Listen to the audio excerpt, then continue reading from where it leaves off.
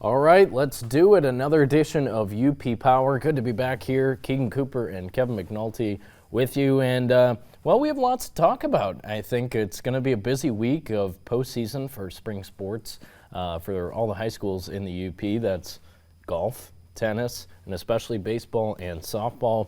We will get into that, but I think we start today. The news is still fresh about Bill Walton. We'll start on the grandest of scales because Bill Walton was such a legend, and it's really weird to think that he's gone because he was larger than life in the basketball world. And I go back to, the years we spent watching him on college basketball broadcasts. He did some NBA as well, but his basketball career, darn impressive as well. 3-time National Player of the Year, part of that 88-game winning streak at UCLA. I mean, the guy was basketball, but he was so much more than that too. Yeah, he was. I mean, you look at the being part of that record at UCLA and a team that everyone will forever remember in college basketball. Yeah. Then he gets out of, his collegiate career and then goes into the NBA. Portland Trail Blazers take him. Yeah. Who wins an NBA championship? Their only NBA championship to this day, 1977. Yeah, also gets Finals MVP during that year, and then, had his stint with the Clippers, and then, of course, the Boston Celtics, who, when we talk about them, are on their way to another NBA championship this year. Yeah, quite fitting and just funny how it worked. I think, a lot of people are hurt that Bill Walton's gone because, like I said, he was larger than life. But he still puts a smile on your face because that's the kind of guy he was. Yeah. He was always smiling, talking about whatever, the cosmos or whatever was on his mind at any given day. But yeah, that's true. During his NBA career, he really changed who he was based on his injuries and his body not being cooperative with extending his NBA career for a long time. So he's the league MVP, leads Portland, mostly by himself to an NBA championship in 77. And by the time 86 rolls around, the Celtics have this awesome team. He's their sixth man. He's the sixth man of the year. And that's who he was. He wanted another title, and he got it done. He was a great teammate. Everyone just has good things to say about Bill Walton. No, we do. And you see the good moments, the great memories from his commentary career and those colorful moments. And we were talking about one earlier, but when he eats the cupcake and it has the candle lit on it, and those are the funny moments that make Bill Walton just the legend and the great guy and just the personality. Yeah, because he didn't care, and at least people in our business know it's good to feel comfortable with who you're sitting on air with, and Bill Walton always did that. For Dave Pasch was his broadcast partner for many years at ESPN. I watched an interview he did with Scott Van Pelt last night talking about they never talked about what they were going to discuss on air. Of course, they prepped for the game. They knew who they were going to be watching, but they didn't prepare to talk about grizzly bears and huskies and their battles in the fields of the San Gabriel Mountains or whatever he would go off on, because that was just him, and you knew it was going to happen at any given point during a broadcast, and it was beautiful. Yeah. It was a true joy to see, and he'll always be a name that comes up when you talk about a guy that's just so bright around the game of basketball. Yeah, he packed a lot into 71 years, and just God bless him in everything he was able to do and the amount of people he was able to touch. You hear stories of him opening up his house to whoever needed a place to stay. He would do that. Just all-time good guy, and it's too bad that he's gone. Grateful Dead was their biggest fan for many years, their tallest fan probably of all time at many of their shows, so we'll be playing some Grateful Dead all day for Bill. And we'll kick that to the NBA. The Boston Celtics made quick work of the Indiana Pacers, but it was a series that didn't feel like a sweep. Because Indiana easily could have won 3 of those games. Yeah, you think back to Game 1, the turnover they had when they were up by 3. Jaylen Brown ties the game. We go to overtime. Celtics handle it in overtime. Jason Tatum was awesome. So Game 1 slipped away, and all of a sudden you're trailing. Game 2, they lose in Boston. You're coming back home. You're feeling better, but then you're without your star player in Tyrese Halliburton. So the pace, it was just a strange series. It went by in a flash. Obviously, it was a sweep, but the Celtics were the best team in the Eastern Conference all season long. They've now showed it in the playoffs. I believe they're 12-2 in the playoffs. They lost one game each of their first two series, and of course the sweep of Indiana here. So Boston has a chance to really prove in the NBA Finals, and we'll talk about who they might be playing here in a second, but they have the chance to prove that they were the best team in the NBA all season long. It's right in front of them, 4 more wins. Yeah, I mean, when you look at what Jason Tatum and Jaylen Brown have done this season for the Celtics and the shots that they've made and the defensive effort that they've had. But at the same time, it's been a long time coming because we've seen this team go deep in the playoffs. Last year, the conference finals, they go to 7 games but can't close it out. 2 years ago, they're in the NBA Finals and they can't take down Steph and Clay on their last hurrah, and Draymond, of course. They've been sniffing it, and then they win over 60 games this year. They're the number 1 seed in the East by far. It's not even close. So it's their time. I know it's the Celtics. I'm not necessarily rooting for them. But I'm kind of because for them. Because it's a team that is likable, especially with Drew Holiday.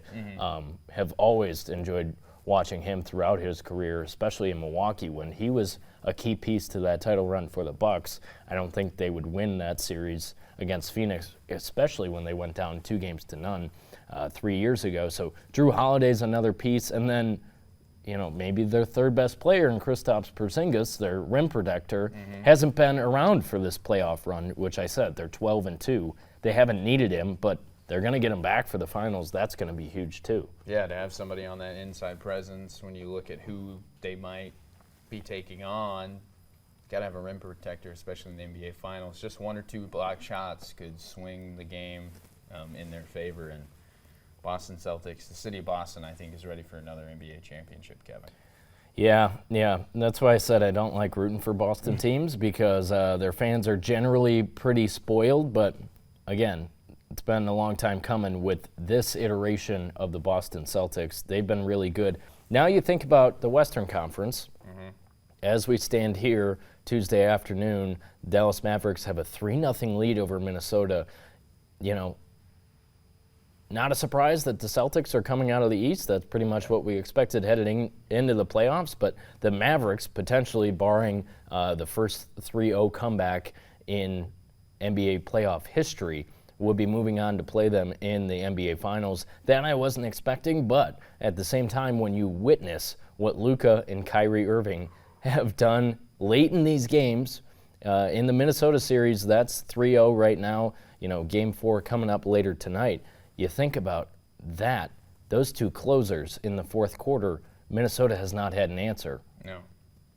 And it should be Anthony Edwards and Karl Anthony Towns, but they have not been getting the job done like they did in the first 2 playoff series. No, and a lot of people when Kyrie's first went to Dallas, they begged the question of how is that going to gel? Is Luka and Kyrie 2 dominant players? Well, you didn't know because Kyrie had just left 2 teams in the Celtics, which is a good storyline if the Mavs move on to play them.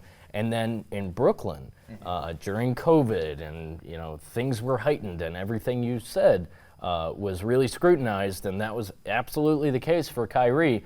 Once he went to Dallas, none of that was an issue.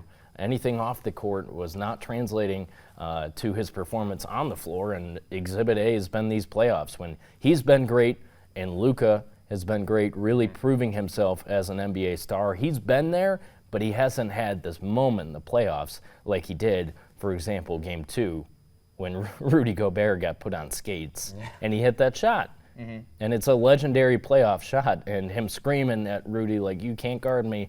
No, he couldn't, and there are very few people in the world that can guard that guy. Yeah, and my favorite was the post-game press conference with Shaquille O'Neal, and it's Luka's like, well, I know I could run faster than you're being guarded by the defensive player of the year. You know that, right? Yeah, he's the defensive player of the year because he's a rim protector, but around the perimeter. At the same time, that's a little added juice to go out and beat that guy, and Luka did it right there, and it might lead them all the way to the NBA Finals, which I think, assuming we get this series, like I said, it will bar the most historic comeback in NBA playoff history from Minnesota. So if Dallas is moving on to take on Boston and probably the deepest team in the NBA because they have up and down talent. You think about a guy like Derek White, who closed it out with a three in the corner last night. They just have guys that can go get a bucket at any time. For the Mavericks, they have the two best guys to go to when you need a bucket. So that's why I think this series would be very interesting to see. Yeah, and I could see it being a series where Luka and Kyrie for Dallas are going to have to give you 40 a night, or at least one of them is going to have to get in that 40-point range. The other one's probably going to have to be somewhere in the 20-30 range, because when you look at the scorers that Boston has and how they can score and the different ways that they can score, whether it's, in transition, in the half-court set, from the outside, they shoot the three ball pretty well. They do, and they shoot more threes than anyone in the NBA. Yeah. Because they excel at it, and their offense really opens up the floor for a lot of that. And credit to Joe Mazzulla, their 35-year-old head coach. Al Horford, who's still playing quite a few minutes, is 2 years older than Joe Mazzulla, which is funny. Al Horford also searching for his first ring of his NBA career, which is a long one. Remember, he was on those 06, 07 Florida teams in college. So he's been in the NBA for 15-plus years, still searching for that ring, and he has a really good chance to get it with the Celtics team. So we will see how that goes moving forward. Can Dallas close out the Minnesota Timberwolves tonight? I think they do. I think the T-Wolves could also grab one. Derek Lively probably not going to be out there for Game 4 with the Mavericks. He's been exceptional inside. And you think about their trade deadline, what they did, getting P.J. Washington and Daniel Gafford in there, and it's been huge as they, people forget they finished the regular season 16-2 over the last 18 games. So they were one of the best teams during the end of the regular season. They've kept that going throughout the playoffs. Derek Lively, as a rookie, has been really good. So if they're without him, that hurts a little bit. The other thing to think about, the NBA Finals don't start until next Thursday, no matter what. So the Celtics are going to have a long break, and if the Mavs are able to close out the Timberwolves in 4 or 5 games, they will have a long break as well. Mm-hmm. Yeah. I think the key for Minnesota, if they want a chance, is you've got to get Karl Anthony Towns and Anthony Edwards going early, and you've got to build a lead. And it's got to be a significant lead, because we know how Luka and Kyrie can score. Yep. So you're going to need that, Well, that's what the the T-Wolves have not been able to do. They haven't been able to push that lead to 8 points with 2 minutes left, where it might be too much, and Dallas can't get exactly the shot they want. They've gotten all the shots that they've wanted and have been able to pull out these games. And you think about Dallas, they have a very strong chance to have 2 teams in the final series of the season. I'm talking about hockey, and we'll switch gears now to the Dallas Stars and the Edmonton Oilers in the Western Conference Finals in the Stanley Cup playoffs. The Stars, on the drop of a hat last night, scored the 3 goals in 3.5 minutes, and then it was kind of curtains for the Oilers. They now lead that series 2-1, and Edmonton, it's good that they've made it this far, but when you have Connor McDavid and Draisaitl, 2 of the best players in the NHL, it's a little bit of a LA Angels type feel when they had Trout and Ohtani, never sniffed the playoffs. Granted, the Oilers have done a great job getting to this point, but the Stars seem like they're on another level, like how I'm talking with the Celtics being so deep. They go 4 lines deep, and any of them can score with Dallas. Yeah, and you didn't expect to see those 3 goals like that, but playing your best hockey when you need to play your best hockey. And 4 lines deep is hard to beat when anybody on the ice at any given time can put it in the back of the net. Yeah. You think about Jason Robertson with the Hattie last night. Hadn't scored in the previous 10 games, and then all of a sudden he goes off. Was a big part of that 3-goal run. So we'll see. I expect the Stars to keep moving, but at the same time with the Oilers, you have the Stars in McDavid and Draisaitl and, a really solid team around him. So we'll see if they can get some games back. But I think the Stars are the best team remaining in the NHL. Of course, when we switch over to the East, we have a big game coming up tonight, Game 4 between the Rangers and the Panthers. The Rangers have won in overtime. They've been just grinding these games out. And Florida, like you talk about with Edmonton having the stars, they have a star between the pipes in Bobrovsky, who was huge in Game 1 when the Panthers win it. He needs to step up tonight if they want to prevent the series from going to 3-1, and the Rangers, of course, having home ice with a much easier time to close it out if that's the case. Yeah, and I think when you look at the Rangers and the Panthers in this matchup, it's who scores first. I've been watching some of the highlights and how the team reacts and stuff like that. A little bit different than the other series in that regard, for sure. It's who gets going first, and one goal could spark that offense, confidence.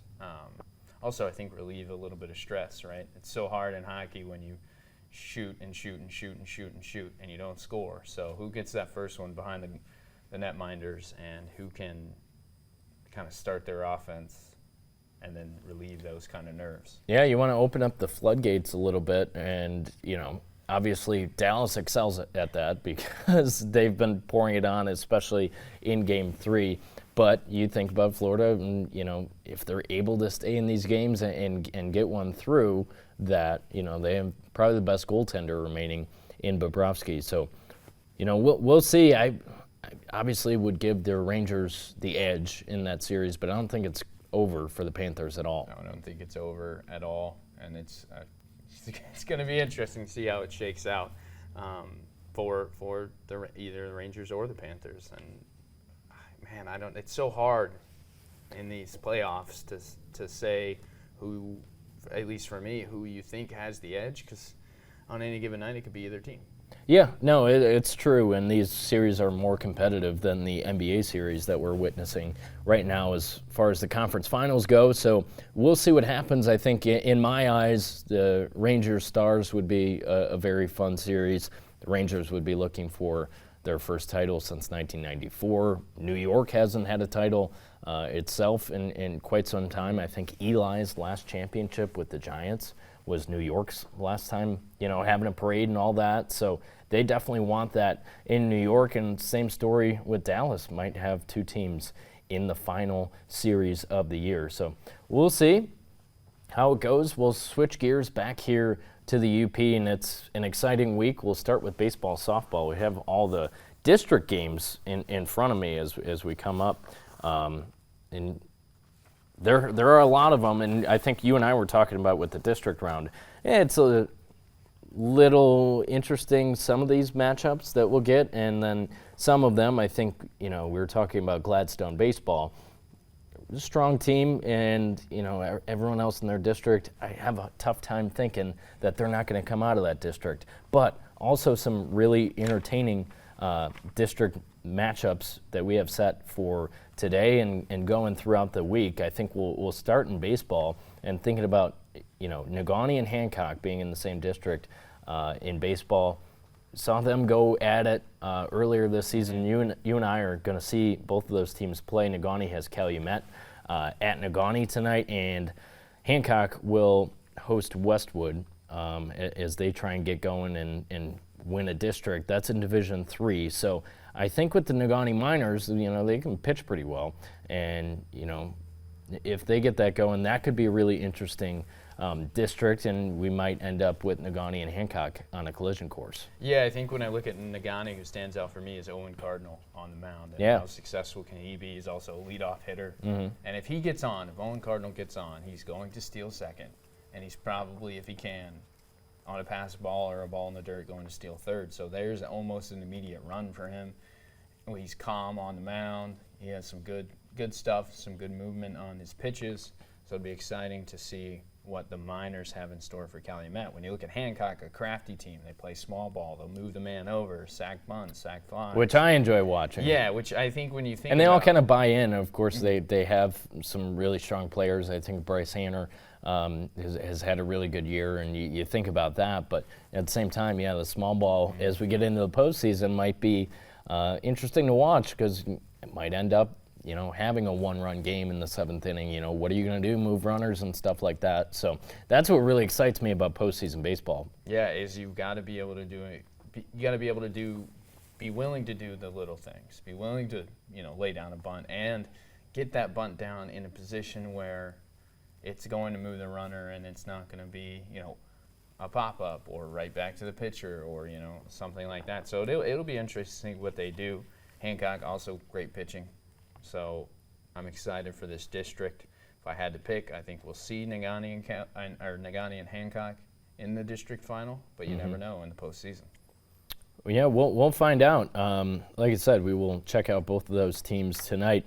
Worth mentioning Division II and in Division I. So Division II, Escanaba will be heading to play Sault Ste. Marie in their district. So we'll see how the Eskimos fare. They've been playing good ball, like their softball team, which we'll get to as well. So District 33 for Escanaba in D2, and if they win that, the district finals will be down in Sheboygan. So we won't get out to see any of those games in the district round, but we'll be following along to see if the Eskimos can come out of that district and move on in Division II. Then in Division I, Marquette, which is typically the case, escape us when the postseason comes around, going to take on Traverse City West. But they have a chance to, like they did in basketball, make a push in Division I as well. That's a team we've seen play, quite a bit this year. Yeah, for Marquette, it's if you get past Traverse City West, well, you get a different flavor. You get Traverse City Central. So. Yeah. Again, it's can you do the little things? Small ball is going to be so important. Marquette does that as well. I think, Marquette's head coach does a great job of that. And, understanding why you need to do that, especially when you get into the postseason for high school baseball, hopefully you scored 20 runs. But when you look at a lot of these games in the postseason, it's going to be a 3-2, a 5-3, a 2-2 game, down to the stretch. Who can capitalize on those little things, right. Get that run across, and then, get 3 outs and get out of there.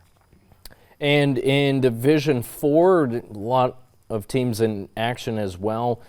I'll just mention one team that has caught my eye throughout this season, conference champion Norway Knights. They've had a really great year across all boys sports, in football and basketball and now in baseball. We knew they had that in them, so they are set up with North Central starting today in that district. And I'd be surprised if Norway does not come out of that one because they've been playing really good baseball all year. Yeah, no, they have. Norway is one of the teams to watch. I also realize now they're not on the list that I made, but the Jeffers Jets have had a great year. That's also true. And it will be exciting to see what they do, probably coming out of District 99. So Jeffers Jets. We'll get to watch them on Friday. Yep, have been the talk of the town. Yeah. So, there's a lot of teams here, and I say it in every high school athletic that we go through. A lot of teams here that can make a postseason run and do something really special. And I know for the UP, a lot of these seniors, it's kind of their last sport. So it's a lot of them already graduated. Yeah, graduation for a lot of high schools was this past weekend. So it's going to be exciting to see these teams make this postseason run one last time. It's the last push, of course. Yeah, we're pointing out the teams that we think we could be talking about next week when we get into regionals and things of that nature. But you never really know. A team could surprise you, which I think was the case with Menominee in football this past year. Mm-hmm. Really good team all year long, but then they got into the postseason, found a new gear, and it took them all the way to the state title game. Let's go to softball and D1. We mentioned it. Marquette taking on Traverse City Central. Heading to Alpena for that game. We'll see. It's been a strong year for Marquette softball with Coach Derek Swagenin taking that team to another level this year, and I think they're a really young team, so if they don't make a deep postseason push this year, could be coming in the future. Yeah, when you look at Marquette softball, young, a lot of freshmen, a lot of sophomores, so get to this point, experience it, learn from it, and then, 2-3 years from now, we could be seeing, even next year, we could be seeing Marquette making a deep postseason run. Yeah, they've been fun to watch this year. And then definitely catches your eye in Division II, Escanaba and Kingsford. Esky's been playing great, especially when you add Grayson LaMarche into the equation. How could you not? She's going to play at Michigan. She's outstanding in the circle. She's outstanding in the plate. And that makes Escanaba a really dangerous team and probably a cut above anyone else in the UP. Yeah, and I think when you face Escanaba, it becomes the question of and Grayson LaMarche is in the circle. She is a power pitcher. Yeah. She will strike you out. So you have to play that small ball stuff. But then this is where it also becomes so delicate that those bunts have to be perfect because the Escanaba defense is very successful with fielding bunts. Grayson LaMarche is active after she throws a pitch. So get the bunt down the line, or you got to connect with one of those pitches because she's supplying the power. All you got to do is barrel it up, and it'll go. It'll go. Yeah, and that's another fundamentally sound team, which of course bodes well in the postseason as well. So really interesting to watch, and they're going at the Flivers in the districts. Of course, that's downstate as well, Sheboygan. So we'll see what happens with the Eskimos and the Flivers coming up later this week as the Eskimos try and come out of that district. Like we think they're the favorites right now, but we will find out later this week if they get the job done. Moving on to D3 in softball, you think about Negaunee. That's another dangerous team with Grace Nardi, who will be moving on to play collegiate softball as well. And in their district, it's an interesting one as well when you have Calumet and Houghton in that district as well. We'll catch that final game on Saturday. Could be Negaunee, could be Calumet, a strong team too, capable of knocking them off. Whether or not that'll happen, we will find out. And then Houghton in there as well, taking on Westwood. So Negaunee, the favorites in that one, but you never really know when you get to the postseason, especially baseball, softball, because you'll drop some games here and there that you thought you could have won. Yeah, no, I think what's key for Negaunee is when you look at their lineup, man, do they hit the ball? So they've got to keep hitting the ball in the postseason. Calumet, Westwood, Houghton, all three of those teams, no slouches.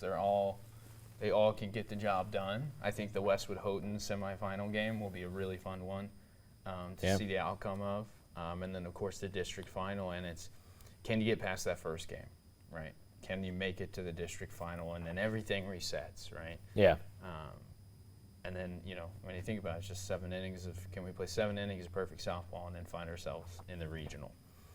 It'll be exciting. Grace Nardi, again, a power pitcher. She will strike you out. She's got great stuff.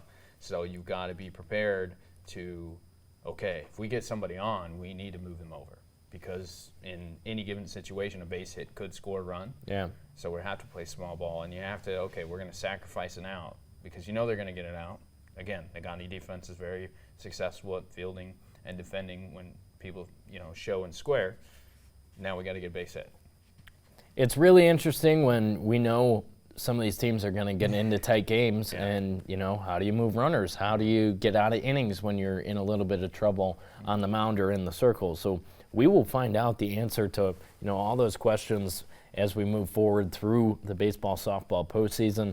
Thinking about Division III still, Gladstone taking on Iron Mountain. I think in that district, Gladstone would be your favorite to come out. Those games will be played at Menominee. Menominee taking on Manistee in the first round of districts. So I think Gladstone has a good chance to come out of their district. And then in D4, Norway's kind of in the same spot as their baseball team. In softball, they will host the district. So will the Knights be moving on in both sports? Are we still talking about them next week? But Gladstone, definitely a team. We've seen them in some games with Escanaba. They're capable of moving on to regionals as well. Yeah, no, definitely. I think Norway will see. I think Lakeland and Hubble's another one that Bessemer Norway could see in D4. And then, of course, I put the note on here. There's 7 semifinals on Friday, so we're going to have a lot of games that will, just be awaiting the district championship. So it's exciting to see, and I think when you get into the postseason, especially here, it's how can we get past that hump? How can we get out of the district, right? How can we do that? And it's the little things. It's, moving runners. It's getting out of pitching jams. It's no walks. It's not hitting any batters. It's not striking out looking. It's, being active. I always say being active out. That's what my coach used to tell me. Be an active out, right? Put the ball in play. Even if even if you drop third strike, run, use a bunt, something like that. It'll be exciting to see how this all skates out. I love postseason baseball and softball. So do I. I think it doesn't matter if it's high school or the MLB.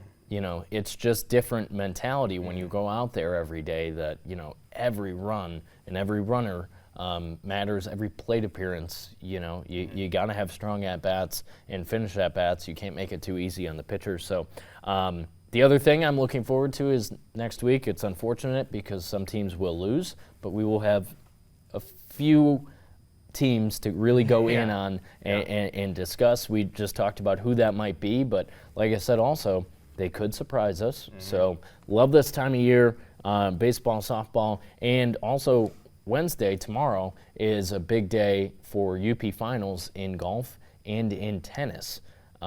So the girls will be playing at Wawanawin in golf, the boys at Heritage in Marquette to, figure out, who's tops in UP golf. It's been a fun season. We've been out to, a couple different invites on the golf course, and we'll see who comes out on top. Marquette probably has the edge in the girls' game with Abby Luke moving on to play golf at Northern Michigan. She's been really good all year. We'll see how she performs at Wawanawin tomorrow. And boys tennis at Marquette hosting the UP finals like they did for the girls in the fall. So we'll see who comes out on top of that as well. Of course, we will have all the highlights on Wednesday, and then on Saturday, UP track and field finals. Yeah, just a big, looking at Wednesday, UP tennis, UP golf, that's what you look forward to all season. Yeah, especially in these individual sports, it's hard to follow quite a bit, who's having the best season or whatever. When we get out for the UP finals, that's when it's all on the line, and who's your champion, both team and individual. Who's the best in 2024? We're going to find all of that out this week. And track and field, same thing at Kingsford Saturday morning.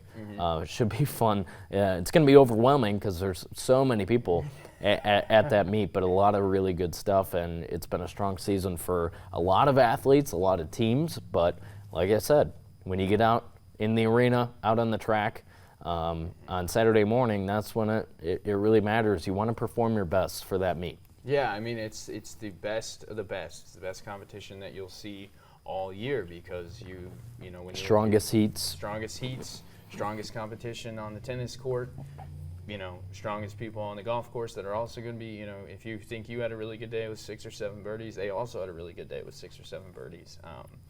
And so when you get to the 18th green, or you get to that championship match in golf, or tennis, or you get to that final heat in track and field, it's the rest is history. Just go out and blaze yourself a trail to make that podium. Yeah, laser focus, whatever the event is. 100-meter sprint, you got 11 seconds in front of you. Give your best 11 seconds or 13 seconds. Whatever it is, that's all that matters. You got 100 meters in front of you. No matter what event it is, you got to be laser focused for that. Is there an event you're excited to see at the UP track and field finals? Anybody stand out? I've got one guy that I'm really excited to see compete. But is it Luke Brackett from Gladstone? It's Luke Brackett in the under 10 hurdles. Yeah, he's been fun to watch. Whenever we've made it out to track and field meet, it's like, okay, boys hurdles, Luke Brackett, where is he? Better have the camera focused on him because he's been exceptional. He's really stood out this season. Also goes without saying, Matthew Kolovecki, excited to see him back on the 100-meter dash and see what he can do. There's really Kyla Carr from Nagani we've seen go off in that event as well. The 4x400 teams of Marquette, Nagani, Iron Mountain. When you look at those teams, excited to see that. There's so many. Oh, I got another one for you at the Lions invite at Nagani.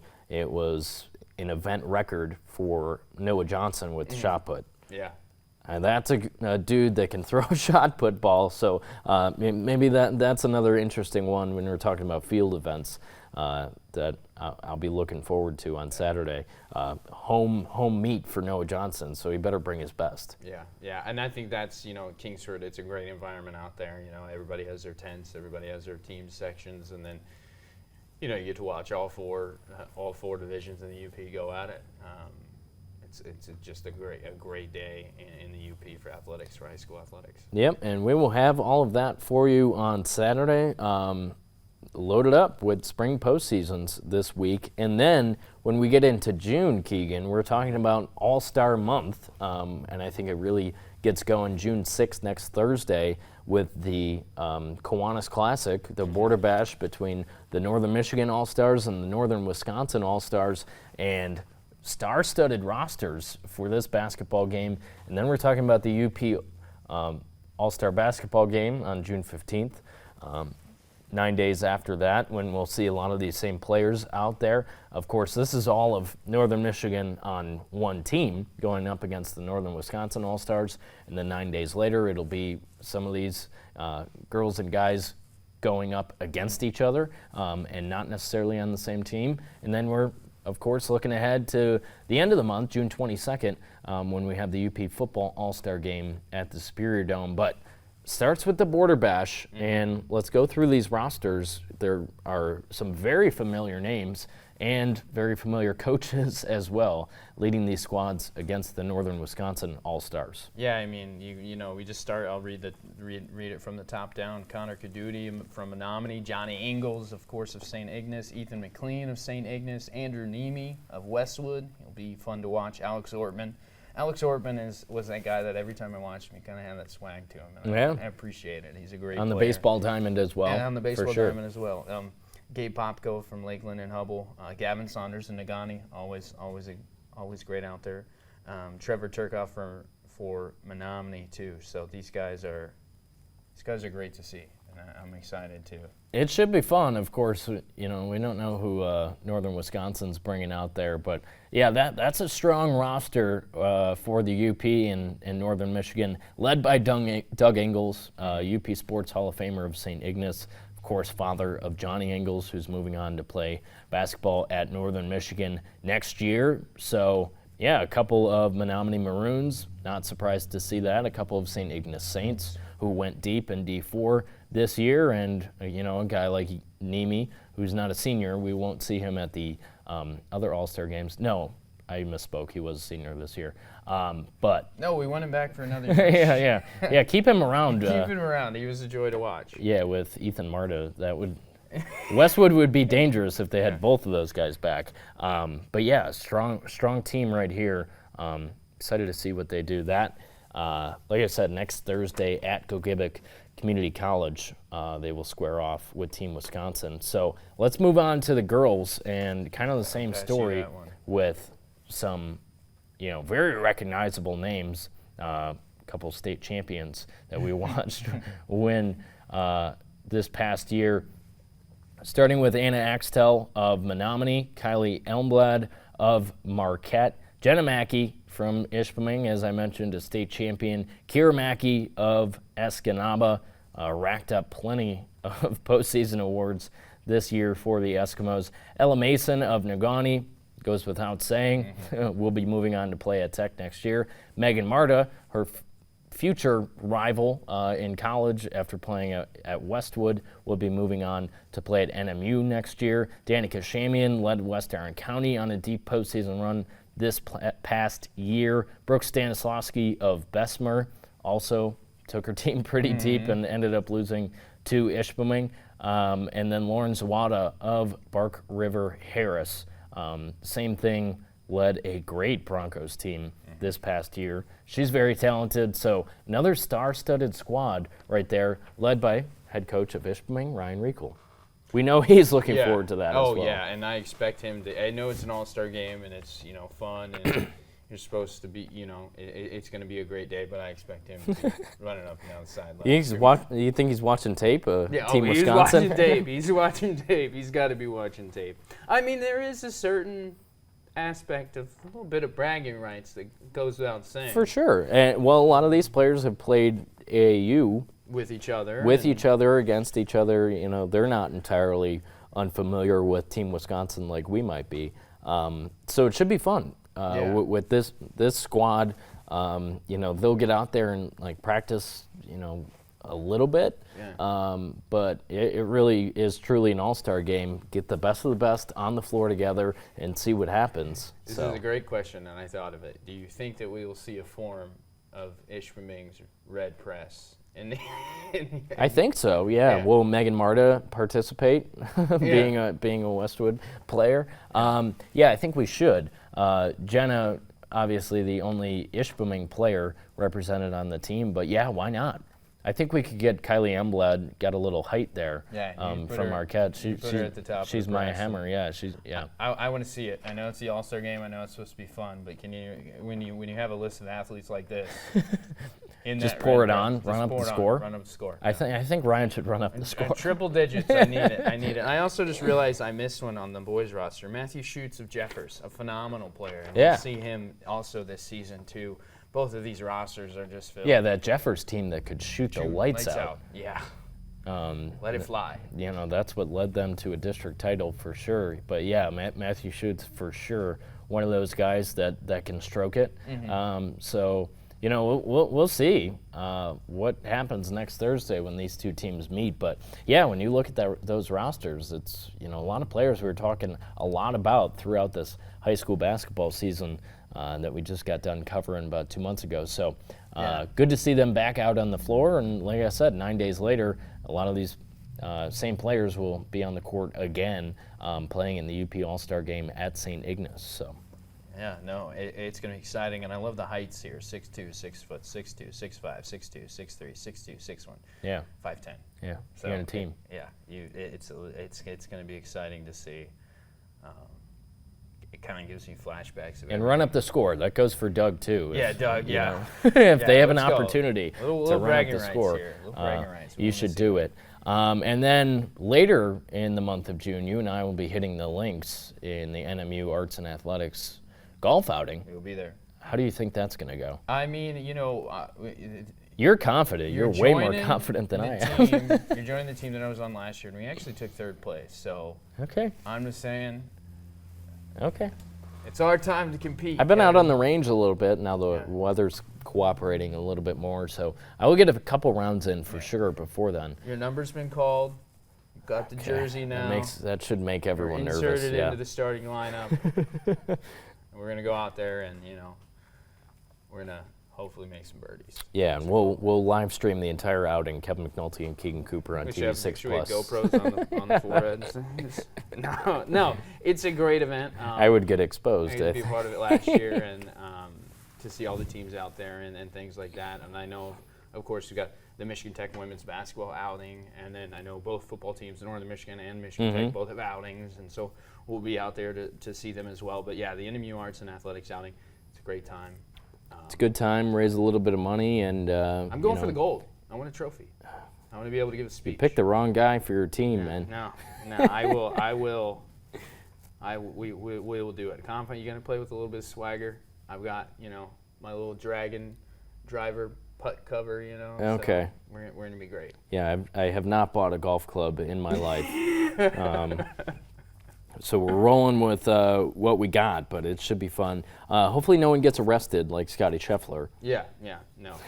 That's still blowing my mind. We That didn't is- we yeah, didn't we talk didn't even about touch it. that. We didn't even talk Xander about that. Schauffele wins the PGA Championship, but even on Sunday, it was still overshadowed by Scotty Scheffler being arrested. Was the least expected news of 2024. And of course, a lot has come out about it, and makes a little bit more sense why Scotty Scheffler, of all people, the man who loves his family and just shows up to work, to golf, doesn't normally make headlines off the course. Now that there's a little context, we understand how it went down a little bit more, but still doesn't take away from the shock factor Yeah, like when you're of Scotty Scheffler in an orange jumpsuit. Yeah, when you're the officer that brings in the number one golfer in the world, like when are you?